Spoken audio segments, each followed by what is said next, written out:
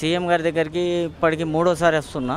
ఎందుకోసం అంటే గర్భవతులకు బీడీ కార్మిక గర్భవతులకు 3 నెలల 15 రోజుల వేతనాలు ఇవ్వాలని సమైక్య ఆంధ్రప్రదేశ్ ఉన్నప్పుడు 2010లో సోమేష్ కుమార్ ఉండే లేబర్ కమిషనర్. అప్పుడు మా యూనియన్ వాళ్ళందరికీ కూర్చుండబెట్టి యజమానులు యూనియన్లతో సహా వాళ్ళు ఏం చేసిండ్రంటే అగ్రిమెంట్ జీవో పాస్ చేసిండ్రు. అప్పటి నుండి ఇప్పటి వరకు బీడీ కార్మికులకు ₹1 కూడా ఇస్తలేరు. కార్మికులు గర్భవతులు ఉన్నా కానీ లేరని చెప్పిస్తున్నారు మాసూడి యూనియన్ వాళ్ళతో.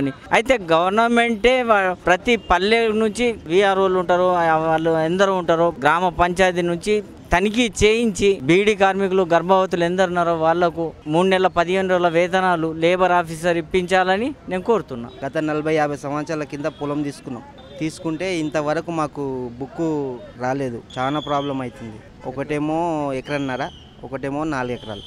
ఆఫీసుల చుట్టూ తిరిగి అలసిపోయినాం. ఇంతవరకు మాకు ఎవరు పట్టించుకునే నాదుడు లేడు. ఇంకా ఇక్కడ న్యాయం జరుగుతుందని ఇంత దూరం కూడా వచ్చినాం.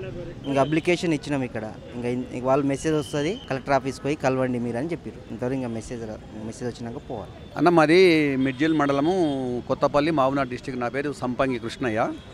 అయితే ఇది మా ఊర్లోనే వీళ్ళు పక్కా తాండా వీళ్ళది, అంటే తిమ్మాజ్పేట మండలం. ఇప్పుడు ప్రజెంట్గా నాగర్కర్నూలు డిస్టిక్ వాళ్ళది. మా గ్రామంలో వీళ్ళు 50 ఏళ్ల క్రితం నేను పుట్టక ముందుకే వీళ్ళ నాయన మా పొలం పక్కనే పొలం ఖరీదు చేసింది అన్నట్టు. అది గవర్నమెంట్ ల్యాండ్. అయితే వీళ్ళు కూడా ఎస్టీలు అన్న. వీళ్ళకు కూడా భూమి గిట్ల ఏం లేదు అక్కడ పక్క ఊర్లో. దాని మీదే జీవనం చేసుకొని బతుకుతున్నారు.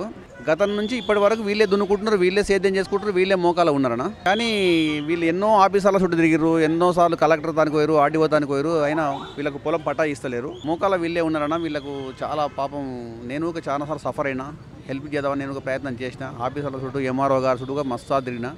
ఆర్డీఓ గారి దగ్గరికి పోతే కూడా ఆర్డీఓ గారుగా వీళ్ళ పేరు జాయిన్ చేయండి, ఎందుకంటే మోకాల వాళ్ళు ఉన్నారు కాబట్టి వాళ్ళకి ఎంతవరకు ఉన్నా అని ఆర్డీఓ గారికి ఒక ఆర్డర్ కాపీ కూడా ఇచ్చేసిండు. గతంలో భూ ప్రక్షాళన సమయంలో ఏం చేశారంటే అక్కడ ఎంఆర్ఓ గారు, డిటి తహసీల్దార్ గారు ఏం చేశారంటే పాత పట్టేదారు మోకాల లేకున్నా కూడా వాళ్ళకు పాస్ పుస్తకాలు ఇష్యూ చేశారు. మేము ఆడికి చెప్పినాం కూడా, మేడం మీరు అట్లా చేయకండి, పొరపాటు, అది గవర్నమెంట్ ప్రాపర్టీ, అది వాళ్ళు గరీబోళ్ళు దున్నుకుంటున్నారు, వాళ్ళకు మోకా వాళ్ళనే ఉన్నారు, వాళ్ళకి ఇస్తే బాగుంటుంది అని అంటే ఆమె పెద్ద పెడచేవని పెట్టకుండా వాళ్ళకు మళ్ళీ పాస్బుక్ మంజూరు చేసింది.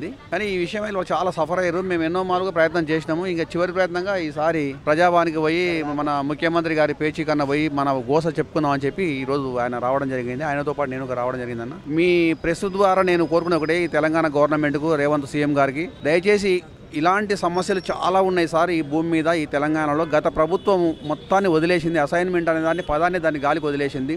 కనీసం మీరన్న ప్రజల ప్రభుత్వము, మన కాంగ్రెస్ ప్రభుత్వాన్ని నేను ఎట్లా అంటలేను, కడుపున పెట్టుకొని చూసుకుంటారని మేము అనుకుంటున్నాము. ఒక నమ్మకంతో మీ దగ్గరకు వచ్చినాము. ధనవంతులు గారు, భూస్వామి, వ్యవసాయం చేసాడు, రైతు, తను బతుక్కుంటూ 10 మందికి జీవనం కల్పిస్తాడు. కానీ తను ఎన్నడూ మేడలు బంగాళాలు ఎప్పుడు కోరుకోడు. ఆ శారడు నమ్ముకున్న భూమిని ఆయనకు ఏదో విధంగా, ఈయనకే కాదు ఇలాంటి రైతులు ఈ తెలంగాణ జిల్లాలో చాలామంది ఉన్నారు. వాళ్ళకి న్యాయం చేసేటట్టు కూడా మీ గవర్నమెంట్ ప్రోత్సాహం చేయాలని నేను కోరుకుంటున్నాను గవర్నమెంట్ని. Thank you.